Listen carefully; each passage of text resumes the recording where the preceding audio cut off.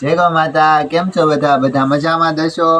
તો અમે જો ઠંડીનો મોસમ ચાલુ છે, શિયાળો, એટલે ગાય માતાને ઓઢાડવા માટે ધાબળા બનાવીએ છીએ.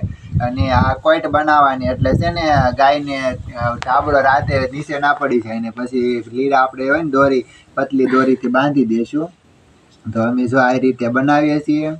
આ ધાબળા બનાવવાની રીત છે. અને જો તમે ગાયો ભેંસો રાખતા હો ને તો તમે જરૂર ને જરૂર બનાવજો.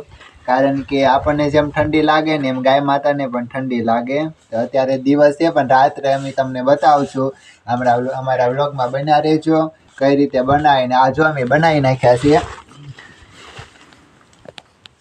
આ ધાબળો છે એમાં કાંઈ નવી નથી, ખાલી એક એટલી કોઈટ બનાવવાની હોય. આ કોઈટના ગોળાકાર લઈ લેવાનો અને આ કોઈટ ઉપર ગાય માતાને ધાબળો રહે. અને જો આ ઢગલો કરી નાખ્યો છે તૈયાર. અને આ ઢગલો તૈયાર કરું છું.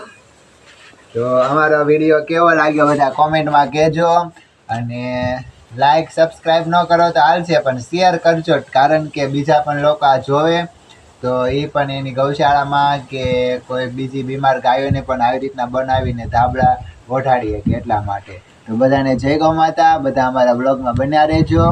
અને અમે જો બધા ધાબળા બનાવી ગાયને જે ઓઢાડશું એ તમને પૂરેપૂરો વિડીયો બતાવશું. તો બધાને જય ગૌ માતા.